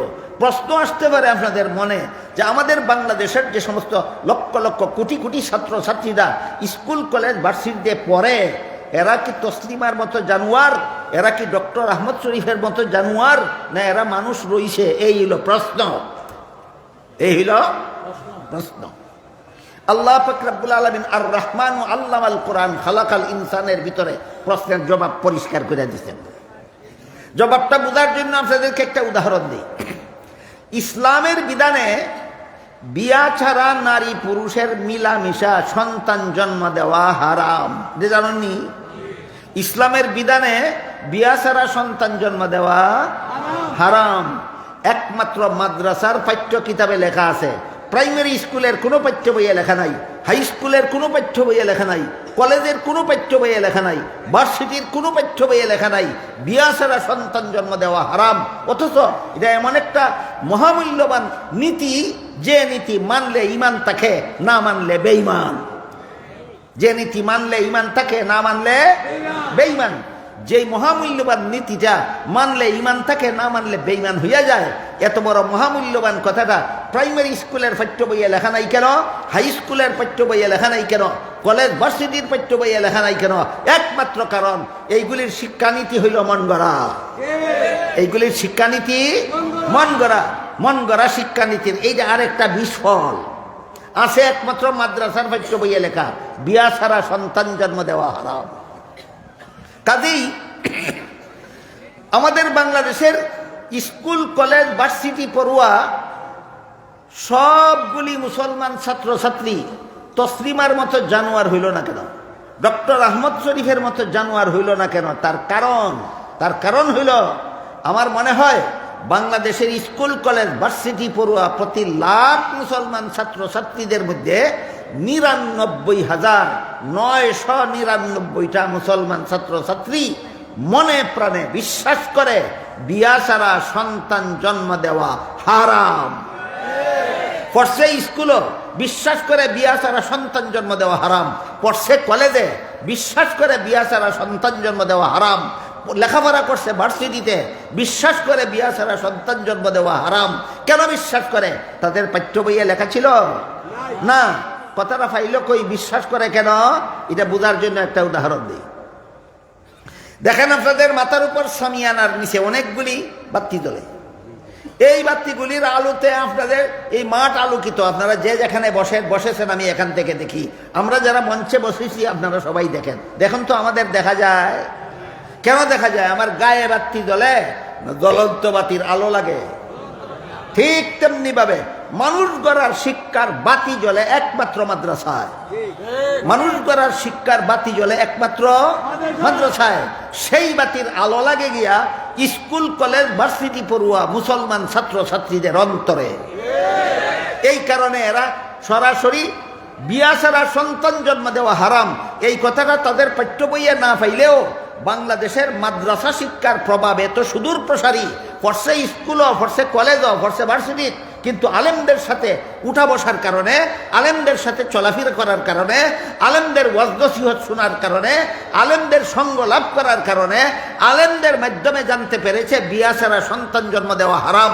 এই জন্য বাংলাদেশের প্রতি লাখ মুসলমান ছাত্রছাত্রীদের মধ্যে 99,999 জন ছাত্রছাত্রী পাঠ্য বইয়ে না থাকা সত্ত্বেও বিশ্বাস করে বিয়া ছাড়া সন্তান জন্ম দেওয়া হারাম। বলুন, এরা কোরআন শিক্ষায় শিক্ষিত না কোরআন শিক্ষার আলোতে এদের অন্তর আলোকিত? কোরআন শিক্ষার আলোতে এদের অন্তর আলোকিত। এই জন্য স্কুলে বইরাও তসলিমার মতো জানোয়ার হতে পারেনি, কলেজ ভার্সিটিতে বইরাও ডক্টর আহমদ শরীফের মতো জানোয়ার হতে পারেনি। কতজনের মধ্যে কতজন কইছি?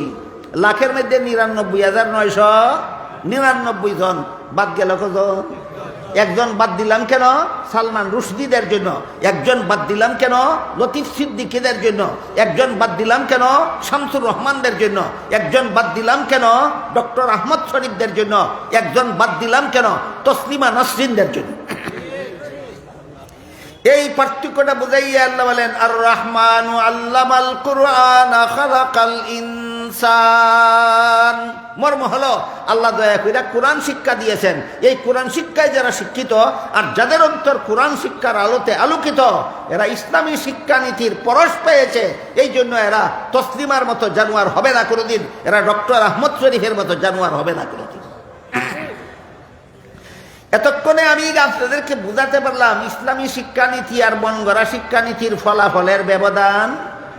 মন গড়া শিক্ষানীতির ফসল হইল তসলিমা নাসরিন, মন গড়া শিক্ষানীতির ফসল হইল আহমদ শরীফ, মন গড়া শিক্ষানীতির ফসল হইল লতিফ সিদ্দিকী, মন গড়া শিক্ষানীতির ফসল হইল সালমান রুশদি, মন গড়া শিক্ষানীতির ফসল হইল শামসুর রহমান। আর ইসলামী শিক্ষানীতির ফসল হলো যারা স্কুল কলেজ ভার্সিটিতে পড়েও কোরআনের হালাল হারামে বিশ্বাসী, কোরআনের হালাল হারামে বিশ্বাসী। সুতরাং শুরুতেই বলেছিলাম, ইসলামী আইনে শাসিত দেশের সরকারের কাছে দেশের সমস্ত নাগরিকের 3 নম্বর প্রাপ্য, 3 নম্বর অধিকার, এদের সবাইকে শিক্ষা গ্রহণ করার সুযোগ সুবিধা এবং ব্যবস্থা দিতে হবে। মুসলমানদেরকে ইসলামী শিক্ষার সুযোগ সুবিধা এবং ব্যবস্থা দিতে হবে। হিন্দু নাগরিকদেরকে হিন্দু ধর্ম শিক্ষার সুযোগ সুবিধা এবং ব্যবস্থা দিতে হবে। অন্যান্য ধর্মাবলম্বীদের তাদের ধর্ম শিক্ষার সুযোগ সুবিধা এবং ব্যবস্থা দিতে হবে। বলুন, কার কাছে কার প্রাপ্য? সরকারের কাছে জনগণের প্রাপ্য। এই সমস্ত প্রাপ্যের নাম মুসলিম অধিকার নয়, এই সমস্ত প্রাপ্যের নাম নাগরিকের অধিকার, মানবাধিকার। এই দেশের নাগরিক যে কোনো ধর্মাবলম্বী হোক, তার ধর্ম শিক্ষার সুযোগ সুবিধা সরকারকে করে দিতে হবে।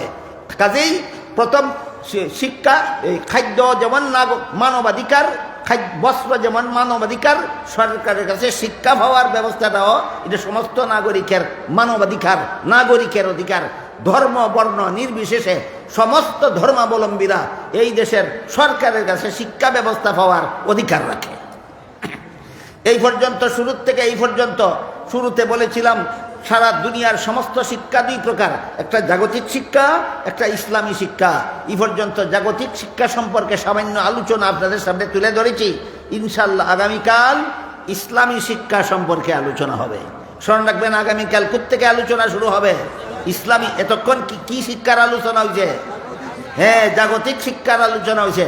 আগামীকাল ইসলামী শিক্ষা সম্পর্কে আলোচনা হবে ইনশাআল্লাহ। আল্লাহ আপনাদের আমাদের সবাইকে মন গড়া শিক্ষানীতি আর ইসলামী শিক্ষানীতির আকাশ পাতাল পার্থক্যটা বুঝার এবং জীবনভর মনে রাখার তৌফিক দান করুন। সবাই বলুন আমিন। সুবহান রাব্বিকা রাব্বিল ইজ্জাতি আম্মা ইয়াসিফুনা ওয়া সালামুন আলাল মুরসালিন আলহামদুলিল্লাহি রাব্বিল আলামিন। আমি তো ঠিক আছে, খুব ভালো। মাইকে দেন আপনি আসেন,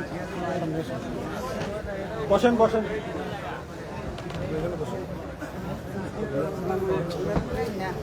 আপনার উকালতি হুজুরের সঙ্গে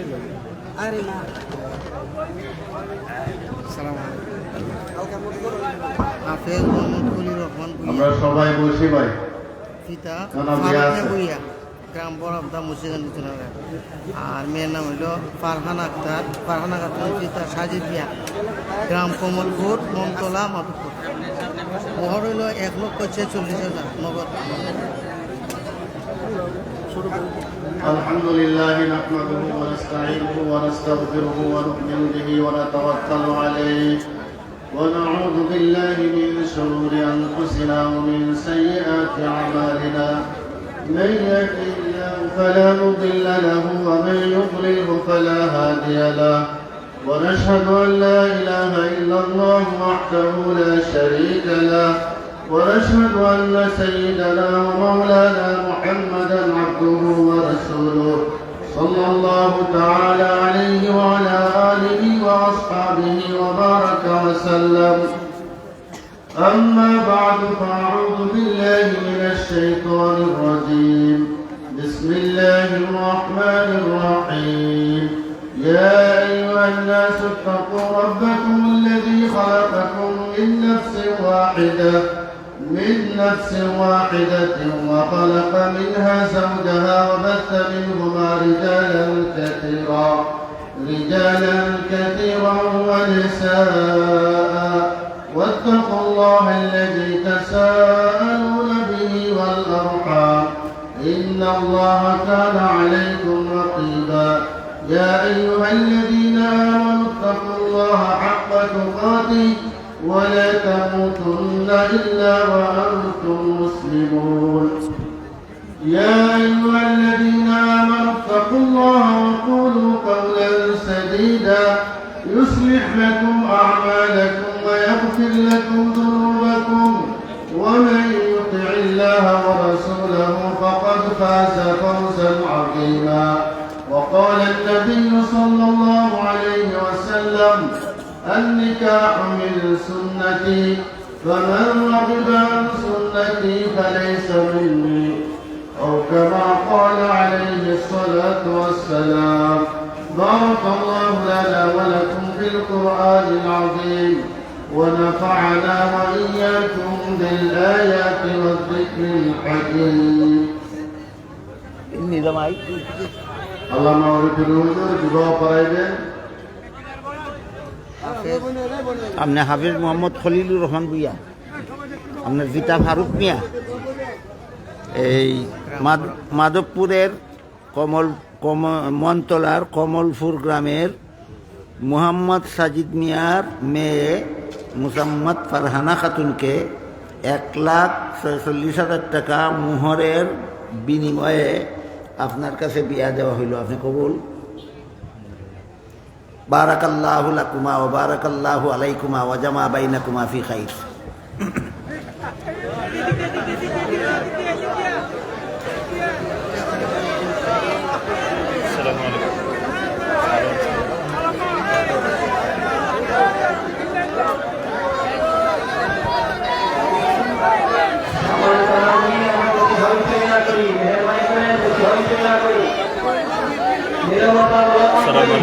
ভালো আছো?